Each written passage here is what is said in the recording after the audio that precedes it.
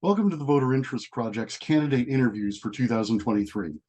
I'm Alan McPheeters, the Executive Director of the Voter Interests Project.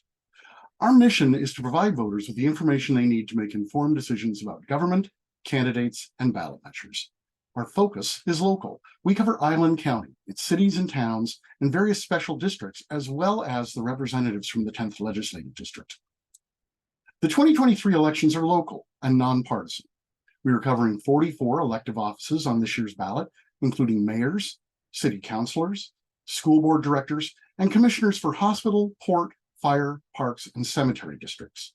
67 candidates filed for these offices during filing week in May, and we've invited all of them to do interviews for you. We also have extensive coverage of these elections and the actions of these government agencies on our website, voterinterests.com. The following interview is with Satin-Deseree Arnett, one of 3 candidates for Director Position 5 in the Stanwood-Camano School District. We provided a list of potential questions to the candidate in advance of the interview.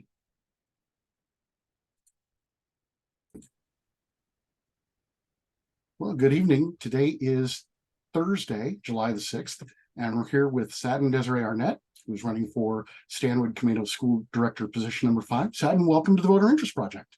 Thank you. Where are you today? Are you at home or in the office? Or I am at home in my home office in my room. Very good, very good. We've had people coming from their offices, from their home offices. It's somebody who was outside, which was interesting. A little background noise on that one, but all right. Let's go through a little biographical information about you, just to set the table for people to know who you are. Okay. So, are you married or single? I am married. I am married. 13 years this August. Oh, congratulations. My wife Yeah. and I were married in August too. We're actually a little ahead of you, 25 years this August, but you'll get there. Congratulations to you too. Thank you. Now I know the answer to this one. Do you have children? I do. We have 9 children. That is an enormous number of children. And I understand there's a big age range in that group. There is. Our oldest is 27 and our youngest is 4. Wow. So what's the largest number you've had in the household at once? 7. 7. Yeah, we had 7, and then well, actually I would say 8, because then our oldest moved out, and then we had our youngest after the 2 moved out. So yeah, 7, 8 for a little bit, but 7 really. Wow. Long time. That is a household. I hope it was a lot of fun. It was. It was a lot of fun. A lot of trying times also with many kids, but it was a lot of fun. Our kids are we have a blended family. So I have 4 stepchildren, 4 biological children, and then we have a niece that we adopted right after she was born. And but our children, when my husband and I moved in together, and they were similar ages, a lot of our children, so they all like grew up as best friends, and they still are to this day. So it's great. Wow, that's outstanding. Now, you live in Camano. Were you born there? Did you move there? How'd you get to be? I moved here. I was originally born in California, and I moved to Everett when I was in middle school. So I was, raised as a teenager in Everett. And my husband and I moved to Camano Island 14 years ago now, and his mother lived out here, so he wanted to live closer to his mom. So, and we wanted to get out of we were in Edmonds area and stuff, and this just seemed like a way better place to raise kids than out in the Everett, Linwood, Edmonds area. So actually, my wife and I moved up here to Whidbey. We live in Oak Harbor, and we moved not quite as long ago as you did. We've been here 7 years, but from the same area. We used to live in that little in between Linwood and Edmonds and Mukilteo. Yeah, we were right there by Edmonds, Linwood, South Everett kind of area and stuff right there off of 99. Yeah, we came up here a lot to visit his mom, and it was just such a beautiful place, and it just seemed like such a better place to raise kids and just such a beautiful area. So when he said, let's move up there, I said, let's go. Very different. Definitely very different. It was definitely a bit of a culture shock, but I love it here. Very good. Were you in the military at all? No. It's Nope. really more of No. a question pertinent here on Yeah. No, I have a lot of military family on both my mother and my father's side, though. My mother's father and her stepfather were both military, Army and Air Force. I have quite a few uncles on my father's side that were in the military. My grandfather was in the military, so lots of military family. But me, no. Okay, fair enough. And what is your professional background? I understand that you started this nonprofit, and I'm trying to get the acronym right. It's SAFE, Hmm. Stanwood-Camano Alliance for Equity. Did I get that Yes. right? Yep. You got it exactly right. Yeah. Safe. Stanwood-Camano Alliance for Equity. I started that about 3 years ago. Before that, I was a small business owner. I had a little business out in Stanwood area, a consignment shop. Which I started. Imagine having 9 kids, how much stuff you have from 9 kids. So I literally started a whole consignment shop from all of the things that we collected from our kids throughout the year. I was able to stock a whole store. Wow. So, so yeah, my background is mostly in business. I studied some business in college, and I had some things I didn't really know what I wanted to be when I grew up. So I ended up going into business, and I figured if I study business, then whatever I decide to do, I can just run it myself. So I started in retail and moved my way up through the management ranks and stuff. And then I decided to be a stay-at-home mom for a little while. And then I went and started my business and did that for a while, and then did the stay-at-home mom thing for a little while again, and then started my nonprofit. That was always my goal, like for most of my life, is to do outreach and advocacy work and just work with people and do a nonprofit. So Oh, that's what I'm doing now. very good. And what kind of, I obviously have plenty of community experience with that organization. Mhm. Do you have a political background? Have you been in office or been a volunteer or served on municipal boards, things like that? I do have a political background. I actually am very active in politics. I'm a state committee member for the 10th Legislative District. I also sit on the executive committee for the Washington State Democrats, and I also co-chair their affirmative action committee. So, and I'm a PCO for my area. Very good. I've So, had that experience as well. Um, okay, good. So we've got kind of an idea of what you're doing. How did you end up deciding to run for the school board? well, honestly, school board was another goal of mine for a very long time. I wanted to. I lived out in Stanwood area for a little while, and I moved to Camano, and then we lived out in Stanwood for some years, and then moved back to Camano. But while I was out there, I wanted to run for the district I was in out in Warm Beach. But then we moved back to Camano and bought our house on Camano right before that election, so I couldn't do it. And so when that election came up, it was Charlotte Murray was my district, and I was very much in support of her. So instead of trying to run against her, I decided to help her with her campaign and support her in another cycle. So when this year, when I found out that the at-large position was up, and especially that the person that's sitting there now was not going to run again, I decided to throw my hat in and give it a go and run. Because yeah, Very good. I love our school district. I love the people at our school district. I love working with my organization works very closely with our school district. So I've done a lot of work with the district over the years. So I just always want to help in any way I can. And I figured this was a great another level to add to that. Very good. We're going to circle back to that, but let's All right. talk about a couple of things that have happened in the district recently Mm-hmm. that you're probably going to have grapple with. One of the big things that's going on, and it's not just Stanwood-Camano. We Mm-hmm. follow 4 school districts in Island County: Stanwood-Camano, South Whidbey, Coopville, and Oak Harbor. All of them are going through this reduced educational plan situation, job losses, layoffs. Um, do you have experience working with budgets like that, or is this Not particular school budgets. Obviously, I've never been on the school board before, but not that. But sitting on the executive, committee for the state party and stuff. So I do have a little bit of budgeting experience, and of course, running a nonprofit, you have to know how to budget and how to do that. So, and being a business owner, so I do have some finance experience. But not particularly in the school board, but I have followed. I go to school board meetings all the time, and I follow their budgeting and things like that. So, and I've been taking lots of workshops and classes with like WASTA and things like that to try to learn as much as I possibly can about all the things involved in this. well? Then you probably have more insight than I do. Why are all of the school districts having this revenue problem, and what do you think needs to be done to make that work? Well, I think there's a couple things. As we know, a lot of money with everything, not just the school districts, but during COVID, a lot of money was dumped into a lot of things. A lot of money was dumped into schools, a lot of money was dumped into households, a lot of money was dumped into everywhere. So that money is, depleting, it's almost gone or it's gone already. So that is a big thing. And also because of COVID, we've had, and a lot of districts have faced this also, a very much big drop in enrollment. A lot of people started homeschooling during COVID and after COVID for many different reasons, so that is a big deal. It's the less students we have, the less money that comes into the school district. And then another big thing is it seems like districts all around our area are having a big problem getting our levies passed.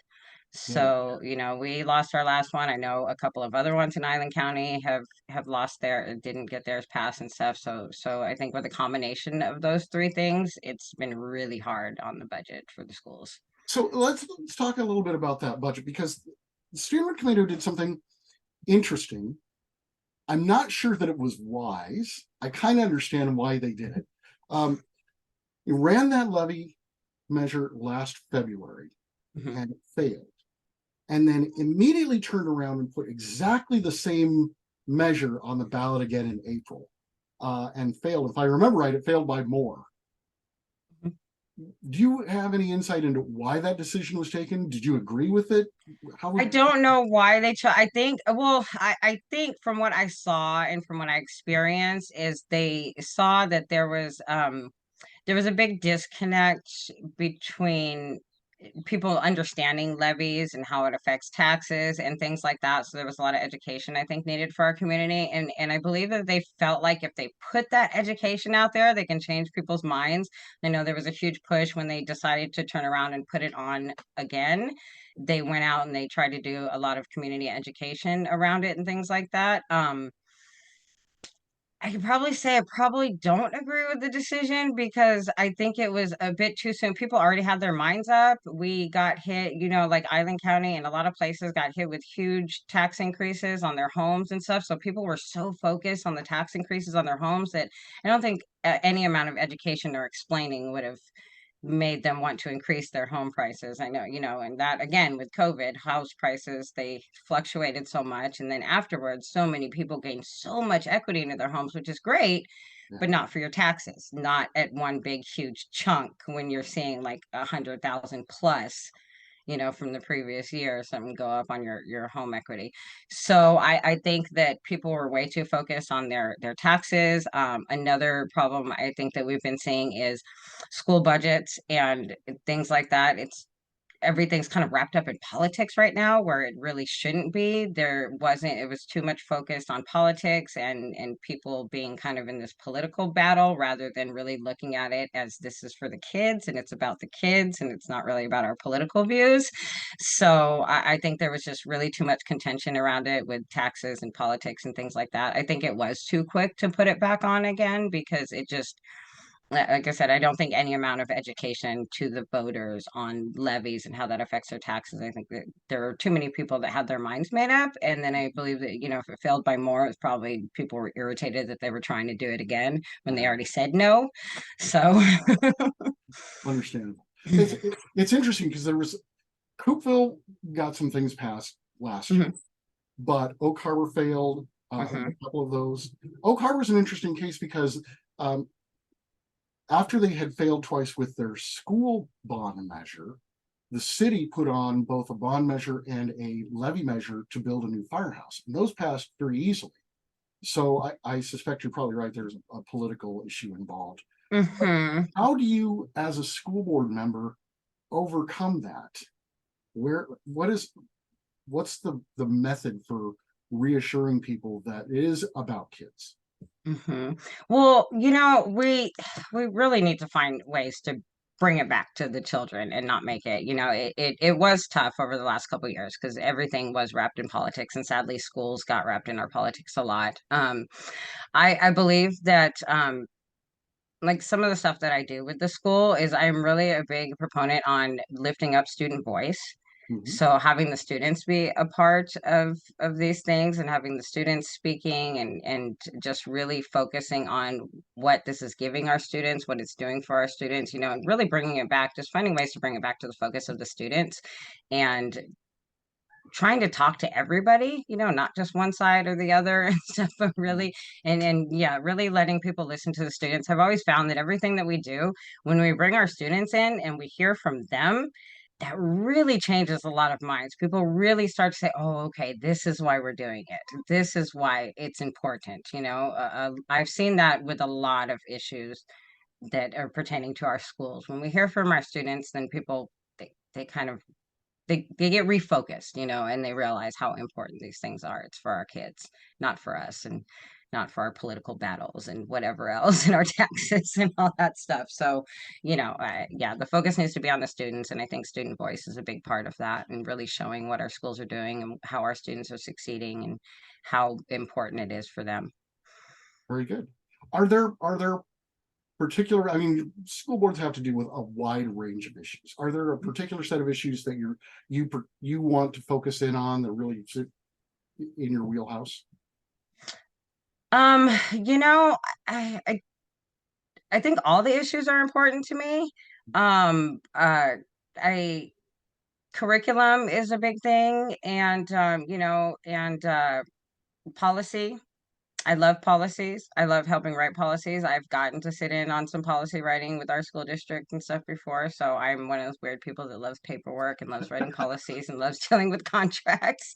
So policies that help our children and make things better, things like that. And then curriculum, having a wide range of curriculum. And I am a huge proponent also of trades and CTE and things like that, giving our children more options for when they are out of high school and teaching them in school, because you can think you know what you want to be when you grow up, but if you don't give it a try or actually have that opportunity to see, then you really don't know. So, and just having those opportunities, having that wide range of opportunities, because college isn't for everybody, and that's okay. And so I think that we're doing really well on pushing that it's okay to not have to go to a 4-year college or not have to go and get these degrees, that trades are a good opportunity also, and that there's lots of different opportunities out there. So curriculum is a huge focus to make sure that our kids have all kinds of opportunities and options.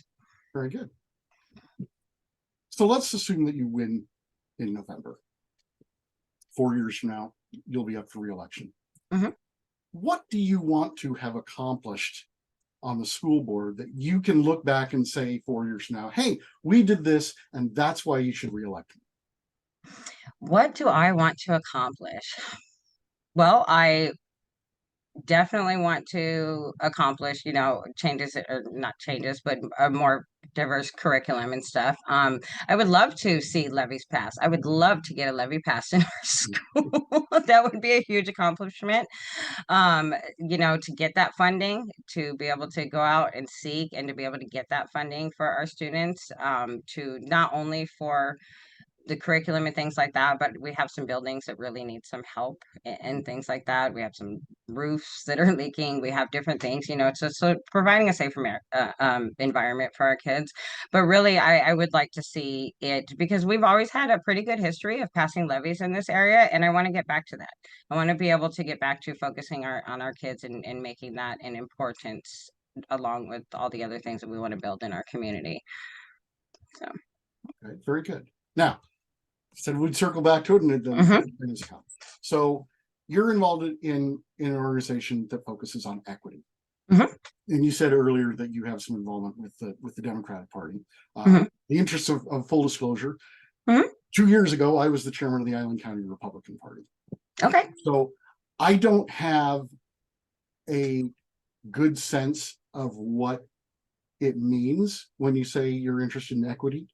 And you can imagine, I've heard some things that I Mhm. find a little disturbing. So Mhm. rather than rely on those, tell me, what does equity mean to you, and how is it that you're bringing that into the schools? Well, equity, I think, is pretty simple. I think we've complicated equity over the years, especially making that another political thing. I don't believe that equity should be in politics. Like, it's not a political thing. Equity is really just meeting students where they are, understanding that every student needs something different to succeed. Equality is great, but equity is better. Every student is not going to have the opportunity as the next student. So equity is that opportunity to make sure that we're meeting each student's needs, that we're giving as many opportunities as we can, so all of our students can succeed. Not expecting the same from every student, and the same every student comes from different backgrounds, different socioeconomical backgrounds. They're all different, different learning styles, different things that they want to do when they get out of high school. So making sure that we meet all those needs, that we have something for everybody. So that's pretty much what equity is for me. And then just with the students, like I said, just meeting their needs, making sure that we're just not expecting every single student to learn the same way in the same timeline, to go to a 4-year college, to do all the same things, but giving them those options and those opportunities, making sure that we have programs that help students, that are in poverty, making sure that we have programs that, for students that are maybe going through some emotional, have some social emotional needs and things like that. So just making sure that we are available and have the opportunities for all of our kids to succeed, no matter what that looks like in their life. Okay. One of the goals on that the school board has currently listed on the website Mhm. is working equity. How do you think they're doing? Actually, they're doing an amazing job. Now, if you would have asked me this a few years ago, I would have had a totally different answer for you. I would have, yeah, I would have had a complete opposite answer. But the work that we've done over the last few years, I think they are doing an amazing job at implementing options and programs to making sure that we meet all our students' needs. Not to say that we don't still have a ways to go, Mhm. which we definitely do.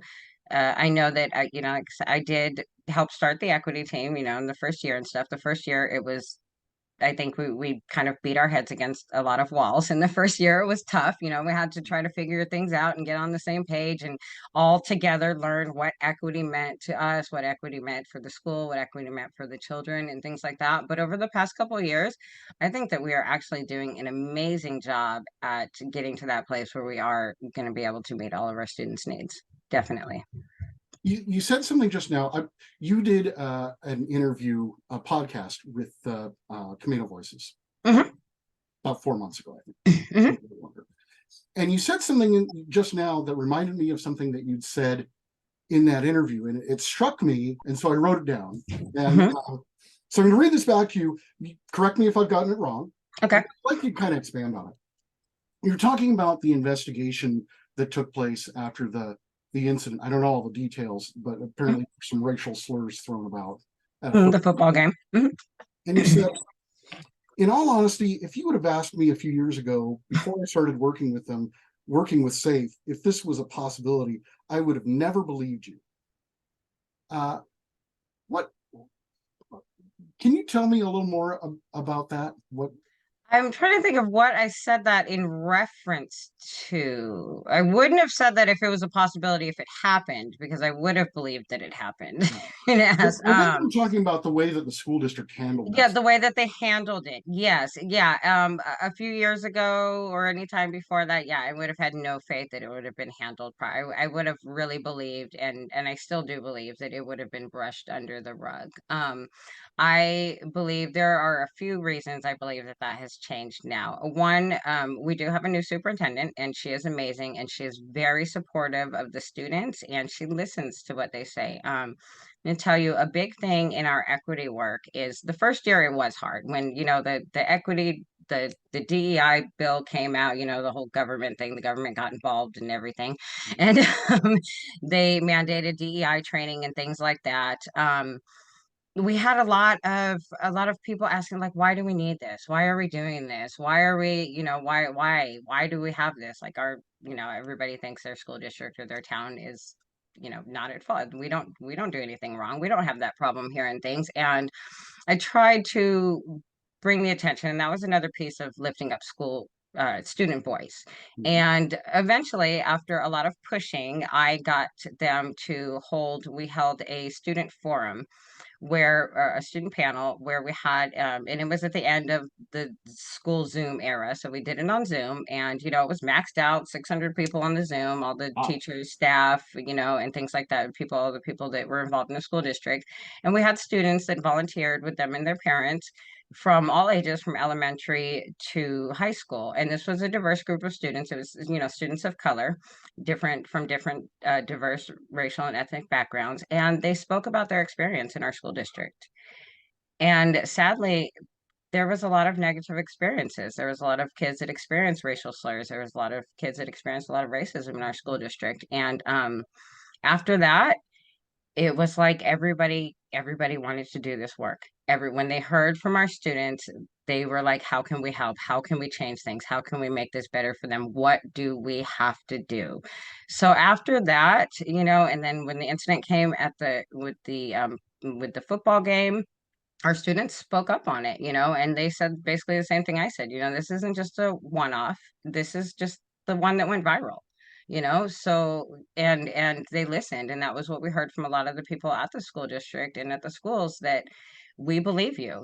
They told the students, we believe you. We believe that you're hearing this. We believe that you're going through this, and we're going to do something about it. So it was really huge after they heard from the kids themselves what they were going through. Because, people at the school district, even teachers, we don't always hear what the kids are saying. We don't always hear and know what the kids are going through and stuff. And I really tried to explain to them, we can't just be a bunch of grown-ups sitting in a room behind closed doors making all these decisions for the kids and thinking that we're making a difference if we're not actually talking to our kids and finding out what they're going through, and then making decisions and policies based on what they're actually experiencing.